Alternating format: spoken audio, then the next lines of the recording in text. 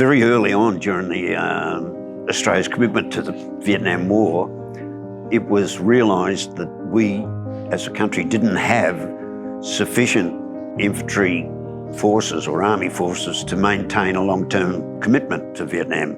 At the time, we had 3 full-time battalions in the regiment, and it was decided that we would need more to be able to continue our position in it. So the government decided that they would introduce a national service ballot to raise the numbers that we could have.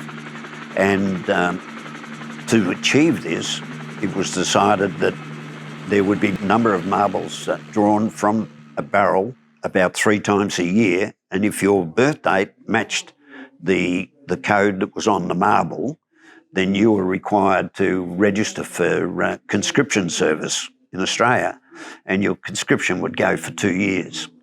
Now, to do it, we were very lucky here at the National Vietnam Veterans Museum to get the marbles that were used during the conscription. But we were unable to get the barrel that was used. We found out later on that the barrel was actually leased from Tattersalls, which is our government lottery service, or a private lottery service commissioned by the government. And so they got a barrel from there.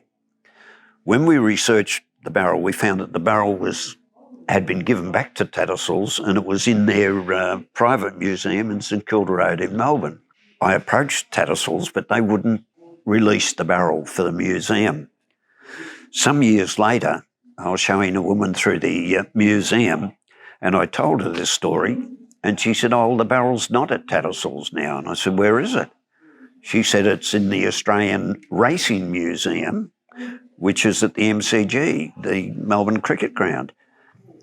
And I said, "Well, why would that be?" And it turned out that the barrel is actually over 100 years old, and for the first 50 years of its life, it was used to draw the Melbourne Cup sweep for the Melbourne Cup racing. And so it had that connection with the racing club. And I explained to her how important it was in history that we show that young men's lives were decided by drawing a marble out of this barrel. And the Melbourne Racing Museum have been kind enough to lease us, or not lease us, sorry, to give us on a permanent loan the barrel that decided so many people's lives. You'll actually find that there were nearly 64,000 men in Australia were actually called up for national service. Of these, a number served in Vietnam. We had 200 national servicemen were killed in Vietnam, and over 1,279 were wounded. So you can see the incredible impact that this barrel had on Australia, and we consider it a very important part of our documentation.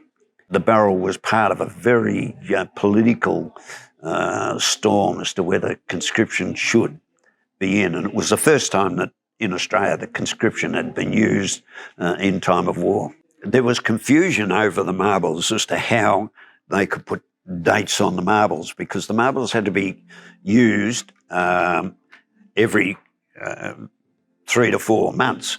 And of course, they're going to relate to a different date. And so a number was put on the marble, and this number would relate to a chart that they had, which would give them the date that was concerned. For example, if you pulled the marble out and that particular number matched the 7th of February, then if your birth date was on the 7th of February and you were about to turn 20, you got a notification to call up for national service.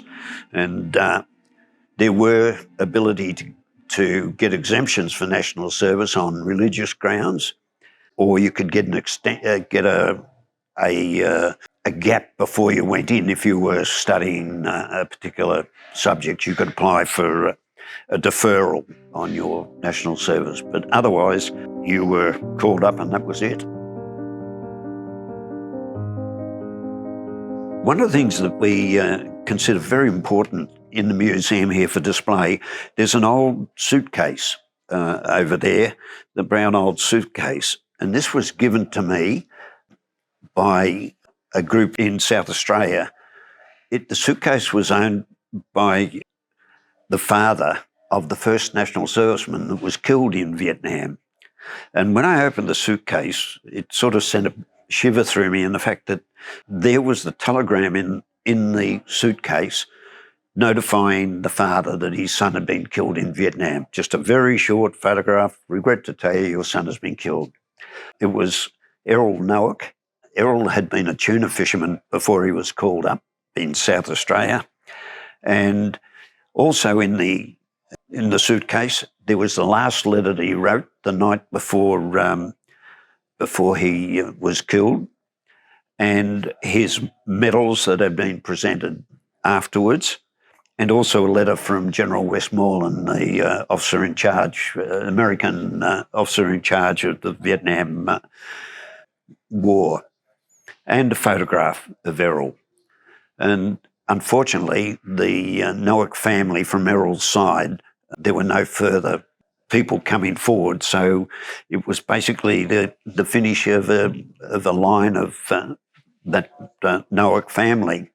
Nowadays, we're proud to say that Errol and his family, the line continues here in this display with Errol.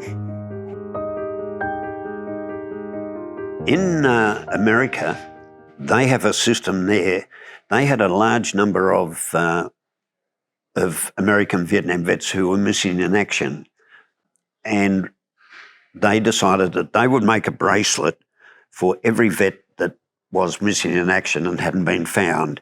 And the bracelet would be a simple copper bracelet that would have an engravement on it of the vet's name and when he went missing in action. And another veteran, usually one fairly close to the vet, would wear that bracelet. And if the vet was found or his remains were found, the vet would take the bracelet off and give it to the family. If he wasn't found, then the vet wearing the bracelet would wear it until he died and it would be buried with him.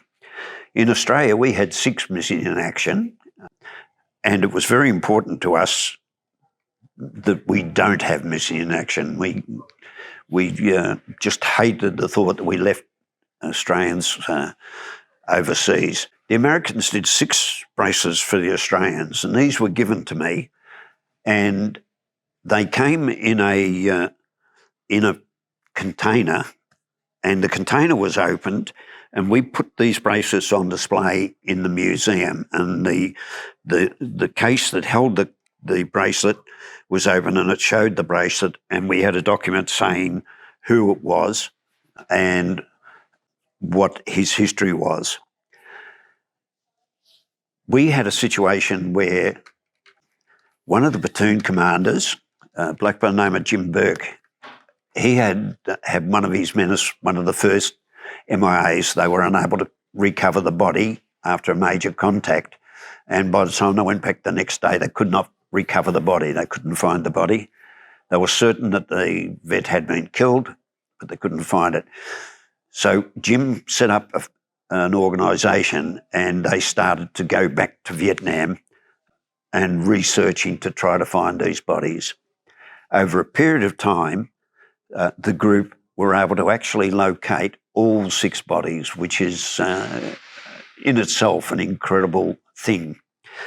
And here at the museum, what we did, when we found out that the first 2 bodies had been found, who were 2 infantrymen, when we found that they had been found, we had a service here, and we closed those 2 bracelets. And as each of the 6 were found, this is what we had. The last 2 were the pilot and navigator in a Canberra bomber that went missing just after it had done its bombing run over North Vietnam. And when they were finally found, we had a service here where a large number of the Air Force members came down to the museum, and we had a hookup up in Sydney, and as the plane landed and 2 bodies were taken off the plane, we had the close-up procedure here in the museum. So all 6 Australians are back here in Australia, which was so important to us and incredibly moving moment. We closed each of the bracelets. They have all stayed here closed. The only time they've ever been opened since was one wife came here of one of the Missing in Action guys. She came here and she asked if she could see the bracelet. I took her into the library. I left her there with the thing. She opened it up. After a short while, she came out. She closed the bracelet in front of me, said thank you, and we put it back. But we're happy to say that all Australians are back on our soil. They shall not grow old, as we that are left grow old. Age shall not weary them, nor the years condemn. At the going down of the sun, and in the morning, we will remember them.